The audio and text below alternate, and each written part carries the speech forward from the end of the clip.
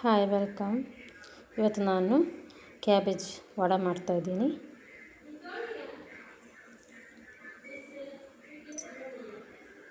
ಒಂದು ಕ್ಯಾಬೇಜ್ ಅದನ್ನು ಕಟ್ ಮಾಡಿಟ್ಟಿದ್ದೀನಿ ನೋಡಿ, ಹೀಗೆ ಕಟ್ ಮಾಡಿಟ್ಟಿದ್ದೀನಿ.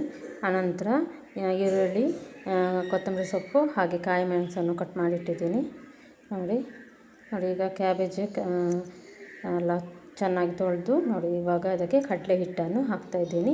ಅದಕ್ಕೆ ನೀರೇನು ಹಾಕೋದು ಬೇಡ, ಸ್ವಲ್ಪ ಉಪ್ಪಲ್ಲಿ ಹಾಕಿಟ್ಟರೆ ಸಾಕು ಕ್ಯಾಬೇಜ್.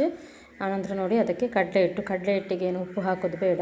ನಾವು ಉಪ್ಪು ಮೊದಲೇ ಹಾಕಿರ್ತೀವಿ ಎಲ್ಲ ಕ್ಯಾಬೇಜ್ಗೆ, ಅದರಲ್ಲಿರುತ್ತೆ, ಅದು ನೀರು ಬಿಡ್ತಾ ಇರುತ್ತೆ. ಅದಕ್ಕೋಸ್ಕರ ನೀವು ನೀರು ಹಾಕೋದು ಬೇಡ. ಅದನ್ನು ಕಡಲೆ ಹಿಟ್ಟನ್ನು ಹಾಗೆ ಸ್ವಲ್ಪ ಕಲಿಸ್ತಾ ಇರಬೇಕು ನೋಡಿ, ಈ ರೀತಿ ಕಲಿಸ್ತಾ ಇರಬೇಕು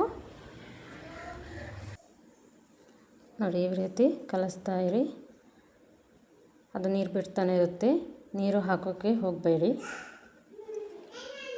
ಕಡಲೆ ಹಿಟ್ಟು ಚೆನ್ನಾಗಿ ಕಲಿಸ್ಬೇಕು.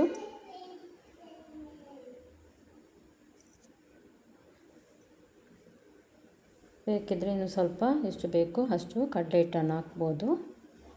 ನಿಮ್ಗೆ ಬೇಕಿದ್ದಷ್ಟು ಹಾಕಿ. ನನಗೆ ಒಂದು ಕ್ಯಾಬೇಜ್ ಅದಕ್ಕೆ ಎಷ್ಟು ಬೇಕೋ ಅಷ್ಟು ಹಾಕಿದ್ದೀನಿ ಕಡಲೆ ಹಿಟ್ಟು ನೋಡಿ. ಕಡಲೆ ಹಿಟ್ಟು ಕಲಸಿ ಆಯಿತು. ಇವಾಗ ಈರುಳ್ಳಿ ಶುಂಠಿ ಬೇಡ, ಹಾಗೆ ಕಾಯಿ ಮೆಣಸು ಮತ್ತು ಕೊತ್ತಂಬರಿ ಸೊಪ್ಪು ಹಾಕಿದ್ದೀನಿ.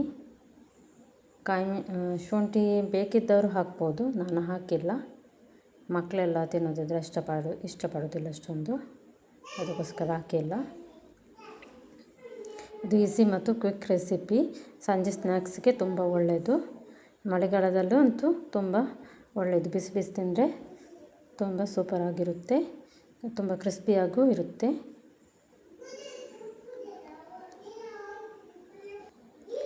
ಕಾದ ಎಣ್ಣೆಯಲ್ಲಿ ಇದನ್ನು ಮತ್ತು ಒಂದು ಸೌಟಲ್ಲಿ ಬಿಟ್ಟರೂ ಆಗ್ತದೆ, ಇಲ್ಲ ಕೈಯಲ್ಲಿ ಬಿಟ್ಟರೂ ಆಗ್ತದೆ. ನಿಮಗೆ ಹೇಗೆ ಬೇಕೋ ಹಾಗೆ ಹಾಕ್ಬೋದು ಎಣ್ಣೆಗೆ ನೋಡಿ. ಒಂದು ಮಸಾಲ ಮರೆತುಬಿಟ್ಟೆ, ಅದಕ್ಕೆ ಸ್ವಲ್ಪ ಗರಂ ಮಸಾಲ ಮತ್ತು ಸ್ವಲ್ಪ ಸಾಂಬಾರು ಹುಡಿ ಅದರ ಮಸಾಲಕ್ಕೆ ಮಿಕ್ಸ್ ಮಾಡಿ, ಕಡಲೆ ಹಿಟ್ಟಿದ್ದಕ್ಕೇ ಮಿಕ್ಸ್ ಮಾಡಿ. ಅದು ಒಳ್ಳೆ ಟೇಸ್ಟ್ ಕೊಡುತ್ತೆ, ಅದಕ್ಕೋಸ್ಕರ ಹಾಕಿ. ಬೇಕಿದ್ದವರು ಹಾಕ್ಬೋದು, ಇಲ್ಲಾಂದರೆ ಖಾಲಿನೂ ಬಿಡ್ಬೋದು ನೋಡಿ.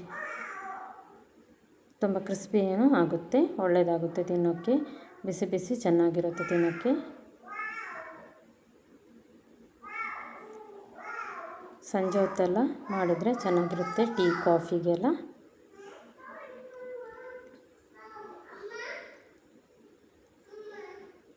ತುಂಬ ಟೇಸ್ಟಿಯಾಗಿರುತ್ತೆ. ನನ್ನ ರೆಸಿಪಿ ಇಷ್ಟ ಆದರೆ ಪ್ಲೀಸ್ ಲೈಕ್ ಕೊಡೋದು ಮರಿಬೇಡಿ. ಹಾಗೆ ಸಬ್ಸ್ಕ್ರೈಬ್ ಮಾಡಿ ಚಾನಲ್ಗೆ, ಹಾಗೆ ಶೇರ್ ಮಾಡಿ. ಹಾಗೆ ಹೇಗಿದೆ ಅಂತ ಟೇಸ್ಟ್ ಮಾಡಿ ಮತ್ತು ಕಮೆಂಟು ಹಾಕಿ. ಏನಾದರೂ ಕೇಳೋದಿದ್ದರೆ ಪ್ಲೀಸ್ ಕಮೆಂಟ್ ಮೂಲಕ ತಿಳಿಸಿ, ಕೇಳಿ.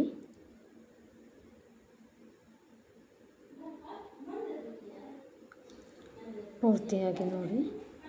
Thanks for watching. ಸೂಪರಾಗಿ ಬಂದಿದೆ ನೋಡಿ ಕ್ಯಾಬೇಜ್ ವಡೆ. ನೀವು ಈ ರೀತಿಯಾಗಿ ಮಾಡಿ